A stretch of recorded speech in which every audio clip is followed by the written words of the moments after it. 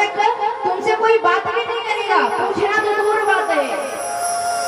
मोर पंख दे दिया, रथ दे दिया। महाराज उद्धव जी भगवान के मोर पंख लगाए हैं, पीताम्बरी धारण किए हैं, पटका लिए हैं बिल्कुल, और चलने लगे। चलते चलते चलते भगवान ने कहा उद्धव जा तो रहे हो, ज्यादा मत रहना। उद्धव जी ने कहा अरे द्वारकाधीश मुझ पे विश्वास रखो, मैं जा रहा हूँ, एक दिन में समझा कर वापस आ जाऊंगा। भगवान ने कहा जा। उद्धव जी चले हैं, और जब चलने लगे, चलते चलते चलते वृंदावन जब पहुंचे हैं, और जब वहां पहुंचे तो जितनी भी गोपियां सखा भगवान का इंतजार कर रहे हैं। क्यों? क्योंकि कन्हैया बोल के गए हैं कि मैं 5 दिन में वापस आ जाऊंगा। तो सारे सखा जब वहां इंतजार करते हैं ना, तो बोलते हैं कि अरे सुबह से इंतजार करते करते करते शाम हो गया, और जब सायं हो जाता तो एक दूसरे को समझाते हैं, अरे कन्हैया तो कहा था ना परसों आएगा, आज नहीं आया कोई बात नहीं, परसों ही आएगा कन्हैया। और सारे सखा फिर लौट जाते हैं कहाँ? मैया यशोदा के पास, और नंद भवन के आगे बोलते मैया अरे कन्हैया आज नहीं आया, लगता है परसों आएगा। कल होता है तब भी उसका परसों ही होता है, परसों होता है फिर परसों हो जाता है। सारे सखा इंतजार कर रहे हैं मेरा। उद्धव जी जब पहुंचे तो रथ का कण आज उड़ रहा है। सारे ग्वाल जो कन्हैया का प्रत्येक दिन इंतजार करते, आज 5 साल से प्रत्येक दिन रास्ते में जाते, मथुरा की ओर मुंह करते और इंतजार करते कि मेरे कन्हैया वापस आ जाएगा। और तभी क्या देखा कि रथ पे कोई पीताम्बरी पहने, कन्हैया का मोर मुकुट लगाए चला आ रहा है। और जैसे ही पता चला महाराज, सारे ग्वाल बाल रथ के पीछे पीछे दौड़ने लगे, और रथ जैसे ही रुका सो महाराज सारे ग्वाल बाल ने देखा क्या करे, ये जो पीताम्बर है वो तो कन्हैया का है, मोर मुकुट भी कन्हैया का है, लेकिन कन्हैया नहीं दिख रहा। और जब कन्हैया ना दिख नहीं रहा है, कन्हैया के जैसे भी नहीं लग रहे, तो सारे ग्वाल बाल मुंह फेर के जाने लगे। उद्धव जी ने रोका है, अरे रुक जा रुक जा, लेकिन महाराज कोई रुकने को तैयार नहीं। तो उद्धव जी ने अंत में कहा अरे ग्वाल बालों ये तो बताओ मैया यशोदा कहाँ मिलेगी? सारे ग्वाल बाल ने कहा तुम कौन हो? बोले मैं उद्धव हूँ, द्वारकाधीश का दूत बनकर आया हूँ, समझाने आया हूँ कि मेरे द्वारकाधीश भगवान है, मान जा तुम लोग। तो मैया यशोदा की जब पता मांगे हैं तो सारे ग्वाल बालों ने कहा कि देख ये जो छोटी सी नदी बह रही है ना, ये छोटी सी नदी के किनारे किनारे किनारे चल जा, और जहाँ इसका उद्गम स्थल होगा वही मैया यशोदा मिलेगी। उद्धव जी ने सोचा महाराज क्या मैया नदी के उद्गम स्थल के पास घर बना के रह रही है? तो सारे ग्वाल बाल ने किनारे किनारे करके जब ले जाने लगे तो देखा क्या कि नंद भवन के अंदर मैया यशोदा जितने ग्वाल है, जितनी गोपियां हैं, सब वहीं बैठकर रो रही हैं। और 5 साल से इतनी रोई है महाराज, इतनी रोई है कि उनकी आंखों से निकला हुआ अश्रु नदी का रूप बना लिया है। भगवान का इंतजार कर रही है। उद्धव जी गए तो देखा क्या मैया बिल्कुल वृद्ध हो गई है, सूख कर बिल्कुल शरीर काटा जैसा हो गया है। ग्वाल वालों ने कुछ कहा कि देख उद्धव ये मैया यशोदा जो कन्हैया का इंतजार करके आज भी रो रही है। अरे कन्हैया का याद करके बछड़े घास नहीं खाते, शरीर सूख के काटा हो गया है, और तू कह रहा है वो द्वारकाधीश बन गया। अरे मेरा कन्हैया हम सबों के साथ खेलने वाला।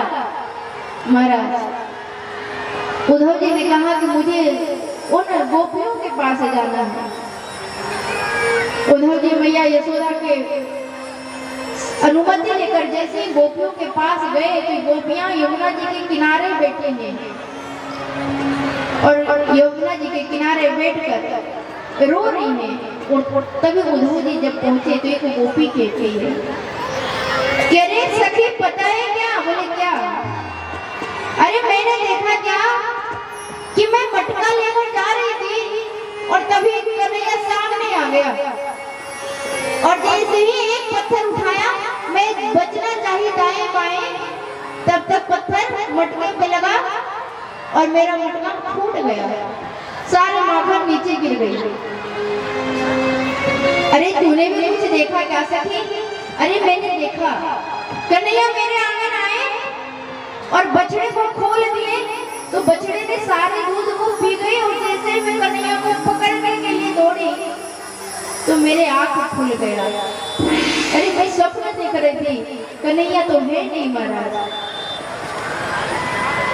तो कुछ सखियां पूछ रही है राधा रानी से, किशोरी जी तू भी तो बता, तूने भी कुछ देखा क्या? राधा जी कह रही है कि अरे तू बड़ा भाग्यशाली है, बड़ा भाग्यन है कि तुझे नींद आता है और उस नींद में कन्हैया तुझे दर्शन करके चला जाता है, तुझे दर्शन दे जाता है। लेकिन मैं इतना भाग्यशाली कहाँ, जिस दिन से कन्हैया गए हैं वृंदावन से, उस दिन से तो मेरी पलकें बंद नहीं हो रही है, मैं भगवान का इंतजार कर रही हूँ महाराज। उद्धव जी ने जैसे ही सुना तो आज उद्धव जी समझाने क्या आए, गोपियां ताना मार रही उद्धव जी को देखकर, करिए अरे देखो कोई छलिया का मित्र आया है, मोर पंख लगाया है, पीताम्बर पहनाया हुआ है और आज समझाने आया है। अरे कन्हैया भौरे जैसे हैं, एक फूल पे बैठा, उसका रस लिया तो दूसरा फूल पे जाकर बैठ गया। कन्हैया भी गोकुल में बैठे हैं, सबसे मन भर गया तो मथुरा चले गए और मथुरा से भी मन भर गया तो द्वारका चले गए, द्वारकाधीश हो गए, आजकल तो भगवान बन गए। मेरे कन्हैया थोड़ी ना रहा। महाराज उद्धव जी ने जैसे ही सुना है, आज उद्धव जी राधा जी के चरणों में पड़ के लोट-पोट होने लगे। तो प्रेम बिना पावे नहीं, चाहे हुनर करो हजार, कहे प्रीतम प्रेम बिना मिले नंद कुमार। तू प्रेम नगर मत जाना मुसाफिर, प्रेम नगर मत जाना, प्रेम नगर मत जाना मुसाफिर, प्रेम नगर मत जाना, प्रेम नगर मत जाना मुसाफिर, प्रेम नगर मत जाना।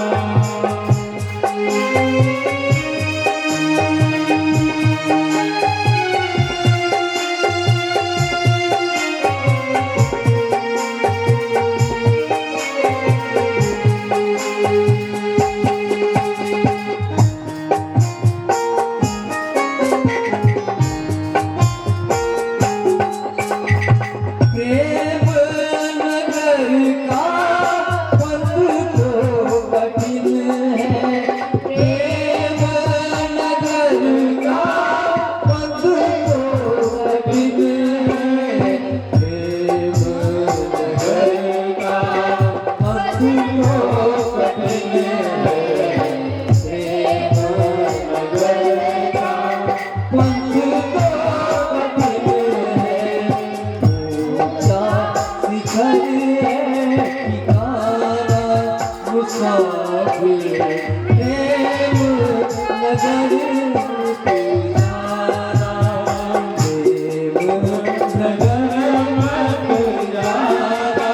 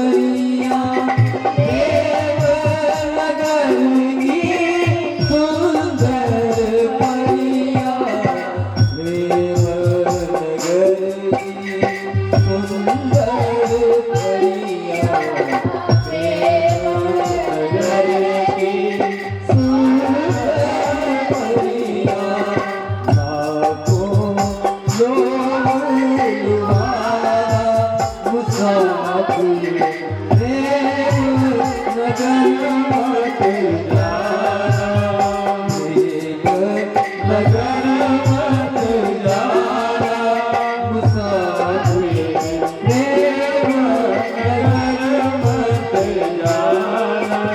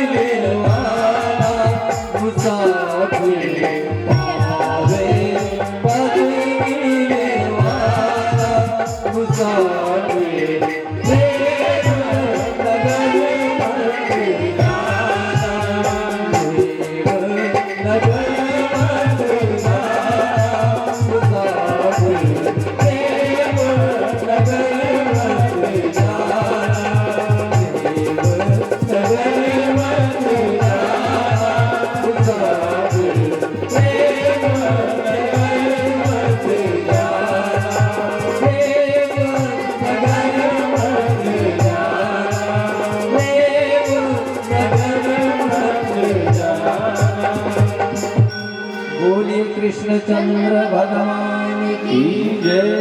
आज महाराज जो उद्धव जी द्वारकाधीश को बोल कर आए थे कि मैं एक दिन में आ जाऊंगा, आज हम महीनों ब्रज के रज में अपने आप को जैसे कोई लौटता है बच्चा और अपने आप को कहता है कि माँ मुझे ये दे दे नहीं तो मैं गंदा हो जाऊंगा। महाराज आज वैसे ही उद्धव जी लोट पोट हो रहे हैं। 6 महीने तक वही ब्रज के रज में जब लोट पोट हो गए हैं, प्रेम समझ में आ गया तो महाराज वहां से निकले हैं, राधा रानी को गुरु बना के निकले हैं। और जब आए द्वारकाधीश तो बड़े ठाट बाट से गए थे, और जब ठाट बाट से गए पीताम्बरी पहने थे, मोर पंख पहने थे, तो महाराज